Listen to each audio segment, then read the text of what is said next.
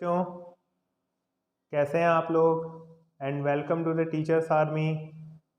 आई hope मज़े से ही होंगे और आपकी पढ़ाई भी बहुत अच्छी ही चल रही होगी। एक लाइनअप ज़रूर बना के चलिएगा क्योंकि 5 सब्जेक्ट्स रहते हैं आपके पास, तो पांचों सब्जेक्ट्स में एक इक्विलिब्रियम होना चाहिए। कौन सा सब्जेक्ट कितना देना है ये सब आपको पूरी नॉलेज होनी चाहिए और उस टाइम टेबल के हिसाब से चलिएगा जो आप इजीली हैंडल कर पाएँ। तो मैं उम्मीद करता हूँ ये सब आप हैंडल तो कर ही रहे होंगे और अच्छे से अपने कोर्स को बिल्कुल सिस्टमेटिकली पढ़ते जा रहे होंगे। और आइए अब हम लोग बात करते हैं इंटीग्रेशन की। तो इंटीग्रेशन में जैसे कि अभी तक हम लोगों ने पार्शियल फ्रैक्शन तक तो सब अच्छे से कर ही लिया। लास्ट वीडियो में भी मैंने कुछ प्रीवियस क्वेश्चंस आपको कराए और जो प्रीवियस ईयर में आ चुके हैं सीबीएसई में। और अगर कोई भी आपको प्रीवियस ईयर का क्वेश्चन कोई भी इंटीग्रेशन का पार्शियल फ्रैक्शन तक से रिलेटेड या कोई भी नहीं आ रहा हो तो आप कमेंट सेक्शन में वो क्वेश्चन शेयर कर सकते हैं। उसका सॉल्यूशन मैं आपको यहाँ पे दे के उसको भी अपलोड कर दूंगा। तो आज हम बात करते हैं इंटीग्रेशन बाय पार्ट्स की। अब ये इंटीग्रेशन बाय पार्ट्स जो कि थर्ड मेथड आता है टू फाइंड द इंटीग्रेशन, ठीक है, ऑफ द गिवन फंक्शन। पहला हमने सब्स्टिट्यूशन पढ़ा था, आपको याद हो, दूसरा पार्शियल फ्रैक्शन और तीसरा अब हम करने जा रहे हैं इंटीग्रेशन बाय पार्ट्स। तो इंटीग्रेशन बाय पार्ट्स क्या है, क्या ये मतलब इसकी नीड क्या है। जैसे कि अभी तक हमने जो क्वेश्चंस किए थे, ठीक है, तो उसमें क्या था कि जो भी फंक्शन आ रहे थे किसी में सब्स्टिट्यूशन हो जा रहा था सब्स्टिट्यूशन मेथड से। फिर 7.3 एक्सरसाइज में कई सारे डिफरेंट टाइप के क्वेश्चन पढ़े थे जिसके मैंने आपको टाइप्स के साथ उनको सॉल्यूशन करना सिखा दिया था, उनको निकालना सिखा दिया था। फिर 7.4 में कुछ और रूल आए थे जिसमें हमने डिफरेंट इंटीग्रेशन के कुछ 6 फॉर्मूलेस पढ़े थे, ठीक है ना, अगर आपको याद होगा। फिर इसके बाद पार्शियल फ्रैक्शन सीखा था और अब आते हैं इंटीग्रेशन बाय पार्ट्स में। इंटीग्रेशन बाय पार्ट्स में क्या होता है, दो फंक्शंस दिए रहते हैं आपस में प्रोडक्ट में। जैसे कि ये आप देख सकते हैं आपके सामने लिखे हुए हैं x cos x, x square log x और ई की पावर एक्स साइन एक्स। इसकी बात करते हैं, ये लॉग एक्स का इंटीग्रेशन आता है आपको? क्या लॉग एक्स का इंटीग्रेशन पढ़ा था आपने? नहीं ना। 1/x का इंटीग्रेशन तो log x होता है, लेकिन log x का इंटीग्रेशन क्या होता है ये नहीं पता है। तो यहाँ पे भी हम इंटीग्रेशन बाय पार्ट्स की हेल्प से हम log x का इंटीग्रेशन निकालना सीखेंगे। अभी जैसा कि मैंने आपसे कहा कि इसमें दो फंक्शंस होते हैं और आपस में प्रोडक्ट में होते हैं।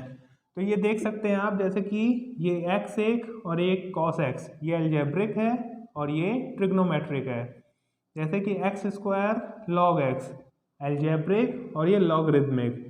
फिर ये log x, अब log x तो एक ही दिख रहा है, अब यहाँ पे आएगा कि यहाँ पे कौन सा दूसरा है, तो यहाँ पे हम log x के साथ 1 लिख सकते हैं ना।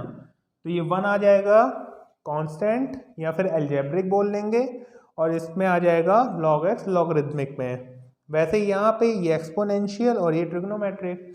अब इसका रूल क्या होता है, अभी तक आपने डिफ्रेंशिएशन का अगर फर्स्ट इंटू सेकेंड वाला याद हो आपको, जैसे कोई विद रिस्पेक्ट टू एक्स, कोई ये दो फंक्शन है, ये मान लीजिए एक्स के अगर ये फंक्शन है तो with respect to X differentiation में आपने पढ़ा कि first differentiation of second plus second differentiation of first, ये चीज़ पढ़ी थी आपने। वैसे ही एक हम यहाँ पे रूल पढ़ेंगे इंटीग्रेशन में, फर्स्ट इंटू सेकेंड फंक्शन का इंटीग्रेशन कैसे होता है, ठीक। तो यहाँ पे जो फर्स्ट इंटू सेकेंड, ये फर्स्ट सेकेंड या फिर मे भी हो सकता है कांस्टेंट है या फिर फंक्शन ऑफ एक्स है। तो अगर ये विद रिस्पेक्ट टू एक्स अगर हम इसका इंटीग्रेशन कर रहे हैं तो इसका जो रूल होता है वो ये होता है कि ये फर्स्ट फंक्शन हम लिख देते हैं और सेकेंड फंक्शन का क्या कर देते हैं, with respect to X integration कर देते हैं और फिर सब्ट्रैक्शन माइनस करके ये आता है आपका इंटीग्रेशन ऑफ। अब देखो ये वाला पार्ट देखना है, इतना इस इंटीग्रेशन का ये है dx, ओके। तो फिर क्या करते हैं, माइनस के बाद differentiation of first multiply integration of second, फिर जो इसका आंसर आएगा पूरे का उस पूरे का होल इंटीग्रेशन कर देते हैं, ठीक। तो क्या है rule, first integration of second minus integration differentiation of first minus second का इंटीग्रेशन, फिर जो आएगा उसका होल इंटीग्रेशन। ठीक, ये रूल होता है। अब मेन बात ये आती है कि जैसे ये सारे हमने पढ़ तो लिए कि चलो प्रोडक्ट में अगर कोई दो फंक्शन होंगे तो उसका इंटीग्रेशन ये लगा देंगे रूल और हो जाएगा। अब बात ये आती है कि हम फर्स्ट किसको लें और हम सेकंड किसको लें। यहाँ पे मेन आता है पॉइंट कि फर्स्ट किसको माने, सेकंड किसको माने। ठीक, तो ये फर्स्ट सेकंड मानने के लिए हमें एक छोटे से ये वाली ट्रिक देखनी होगी।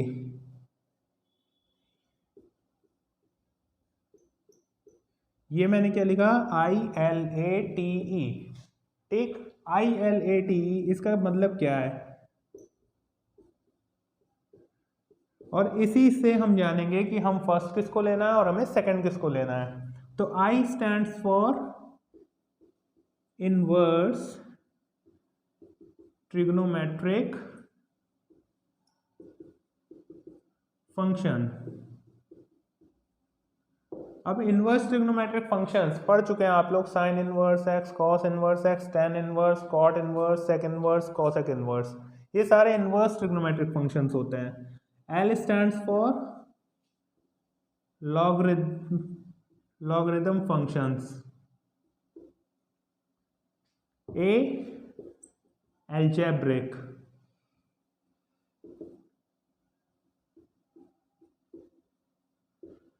लॉगरिथम में जिसमें लॉग लगा होगा सिंपल से आप समझ ही लेंगे। अलजेब्रिक में जैसे कि 1 हो सकता है, 2 हो सकता है, ये सब भी कांस्टेंट फंक्शन आ जाएंगे ना इसमें भी।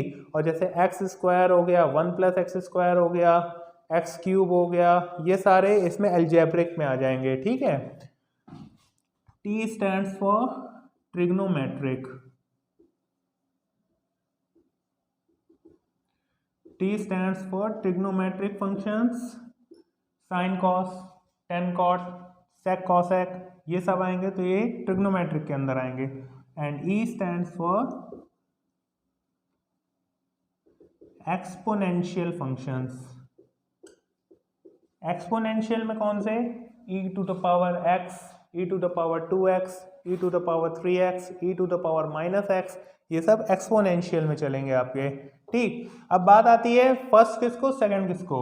ठीक, तो आपको जब इंटीग्रेशन आएगा जैसे कि x cos x, ठीक है, तो अगर हम इस x cos x की बात करें तो यहाँ पे ये अलजेब्रिक है, ये ट्रिग्नोमेट्रिक है। ठीक है, ये वाला अलजेब्रिक है, इसको हम a से लिख ले रहे हैं, और ये है ट्रिग्नोमेट्रिक t से लिख ले रहे हैं। ठीक, तो अलजेब्रिक ट्रिग्नोमेट्रिक में अब यहाँ पे हमें देखना है, ये लिखा हुआ है देखो ILATE, इसको हम लोग पढ़ लेते हैं आईलेट। ठीक, आईलेट। ठीक, तो अब देखना है ट्रिग्नोमेट्रिक अलजेब्रिक, इन दोनों की बात हो रही है, तो इन दोनों में से पहले कौन सा आ रहा है, ये वाला पहले आ रहा है ना, और ये t वाला बाद में आ रहा है, तो इसको फर्स्ट मान लेंगे, इसको सेकंड मान लेंगे। तो ये हो गया हमारा फर्स्ट, ये हो गया हमारा सेकंड। ठीक, तो इस आईलेट वाले रूल से हम फर्स्ट और सेकंड मान के फिर ये लगाएंगे अपना इंटीग्रेशन बाय पार्ट्स वाला फॉर्मूला और इसको सॉल्व कर देंगे। ठीक, तो आई होप ये आपको समझ में आया होगा आईलेट। एक क्वेश्चन और देख लो, जैसे कि ये e⁻sin x लिखा है, ये sin x लिखा है। ठीक, तो e⁻sin x एक्सपोनेंशियल में चला जाएगा और sin x चला जाएगा आपका, e⁻x चला जाएगा एक्सपोनेंशियल में और sin x चला जाएगा ट्रिग्नोमेट्रिक में। तो कौन सा पहले आ रहा है, t मतलब ट्रिग्नोमेट्रिक पहले आ रहा है ना, इसको हम फर्स्ट दे देंगे प्रायोरिटी और इसको हम सेकंड प्रायोरिटी पे रख देंगे। ठीक, मतलब वो फर्स्ट मान लेंगे और उसको सेकंड मान लेंगे। जैसे कि log x लिखा हुआ है, ठीक है, तो इसमें हमने क्या किया, 1 लगा लिया, तो 1 अलजेब्रिक हो गया और ये आपका लॉगरिथम वाले में चला गया।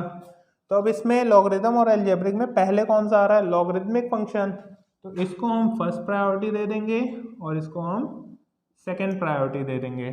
तो ऐसे ही हम फर्स्ट और सेकंड कर लेते हैं कि फर्स्ट किसको लेना है, सेकंड किसको लेना है। एक क्वेश्चन जैसे मैं आपको x cos x और ये 1 log x दिखाता हूं करके इस रूल से।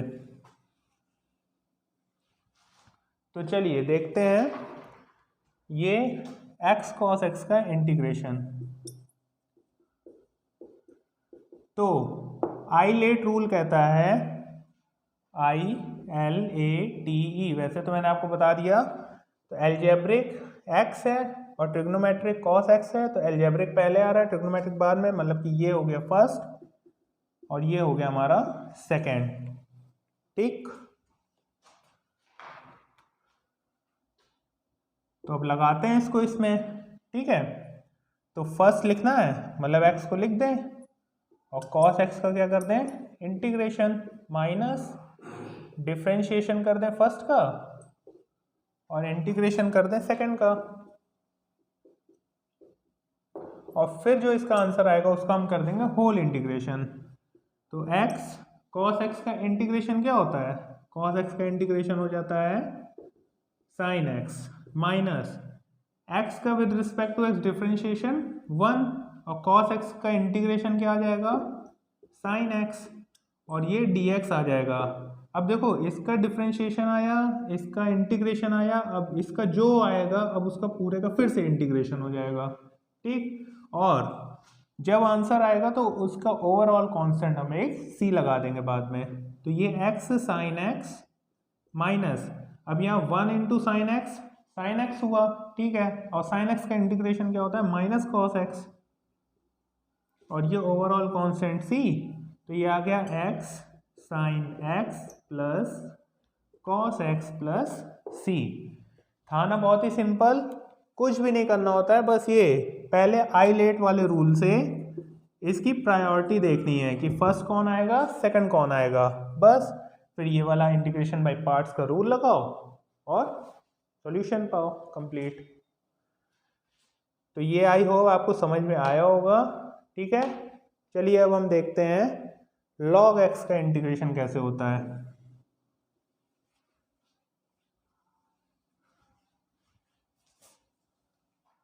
log x का, तो अब log x तो इकलौता अकेला है। ठीक है, ऐसा कोई हमने इसका पढ़ा भी नहीं था। तो ये इंटीग्रेशन बाय पार्ट से कैसे सॉल्व होता है, तो इसके लिए हमने क्या किया, 1 ले लिया इसके साथ। ठीक है, 1 आ जाएगा आपका एल्जेब्रिक पार्ट में और ये आ जाएगा लॉगरिथमिक पार्ट में। तो आई लेट, तो एल एल्जेब्रिक से पहले आ रहा है ना, तो ये हमारा हो गया फर्स्ट प्रायोरिटी में और ये हो गया हमारा सेकेंड में। तो अब ये क्या कहता है, फर्स्ट लिख दो और सेकंड का क्या कर दो, इंटीग्रेशन, माइनस फर्स्ट का क्या कर दो, डिफरेंशिएशन, और फिर सेकंड का इंटीग्रेशन, और जो आंसर आएगा फिर हम उसके पूरे का इंटीग्रेशन कर देंगे। तो log x तो लिख दिया एज इट इज, 1 का विद रिस्पेक्ट टू x हो रहा है, इंटीग्रेशन क्या हो जाएगा, x आ जाएगा, माइनस log x का डिफरेंशिएशन 1/x होता है, कई बार पढ़ चुके हो, डिफरेंशिएशन 1/x होता है, और 1 का इंटीग्रेशन x आ गया। अब जो इसका आंसर आया उस पूरे का हम फिर से क्या कर देंगे, इंटीग्रेशन कर देंगे। तो ये हम लिख देंगे, सिस्टमेटिकली लिखेंगे x log x को पहले लिख सकते हैं ना log के, तो x log x माइनस, अब यहाँ पे x से x खत्म हो गया तो यहाँ बचा केवल 1 dx, तो ये आ गया x log x minus x plus c, और सिस्टमेटिकली लिखना है तो x कॉमन ले लो, तो log x minus 1 plus c, ये आंसर आ जाएगा। ठीक है, चाहो तो यहाँ पे छोड़ दो या फिर ये ऐसे करके भी लिख सकते हैं।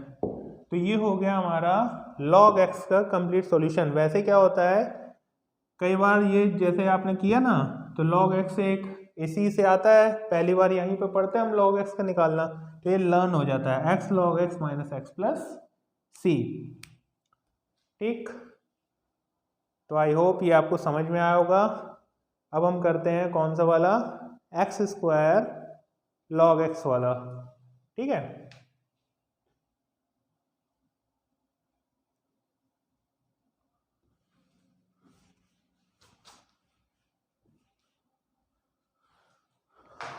तो अब हम लेते हैं question x square log x। अब इसमें फिर से वही है कि ये कौन सा है, ये वाला कौन सा है, एल्जेब्रिक है, ये लॉगरिथमिक है, तो ये हमारा हो जाएगा फर्स्ट फंक्शन, ये हो जाएगा आइलेट वाले रूल से सेकंड। ठीक है, तो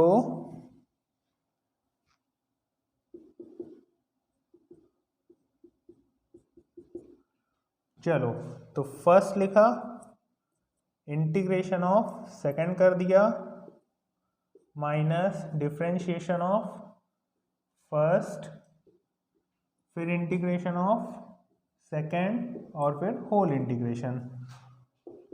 ये log x, इसका आ जाएगा x³ x स्क्वायर का इंटीग्रेशन, x की पावर n+1 वाला, n+1/n+1, ये 1/x, और ये x³ dx। तो ये x³ log x माइनस, यहाँ पे 1/3 बाहर ले लें, और यहाँ पे बचेगा x² dx, क्योंकि एक x से x कैंसिल, तो यहाँ आ जाएगा x³ log x माइनस 1/3 रहेगा। अब x² का फिर से इंटीग्रेशन क्या हो जाएगा, x³ एंड ओवरऑल कांस्टेंट जो कि c आ जाएगा। तो अब ये यहाँ पे क्या आ गया आंसर, ये आ गया x³ log x minus x³ plus c। ये हो गया इसका कंप्लीट सॉल्यूशन। तो मेन क्या है, इस पे बस ध्यान देना है, और जहां आपने 5 से 6 क्वेश्चन लगाए पार्ट्स का यूज करके, इंटीग्रेशन बाय पार्ट्स, वहीं पे ये आपको सीधे यहाँ पे फीड हो जाएगा दिमाग में। ठीक, और बस प्रैक्टिस तो आपको करनी पड़ेगी, है ना। तो प्रैक्टिस करेंगे, जितनी ज़्यादा प्रैक्टिस जिस चीज़ की, वो चीज़ और ज़्यादा स्टोर होती है ब्रेन में, और काफ़ी लॉन्ग टाइम के लिए भी स्टोर हो जाती है। तो प्रैक्टिस कीजिए, और कल फिर से हम मिलेंगे इसी इंटीग्रेशन बाय पार्ट्स के जो इंपॉर्टेंट क्वेश्चन जो कि प्रीवियस ईयर में आए हुए हैं उसके साथ कल हम फिर से आपके सामने गए। Till then take care and have a good day.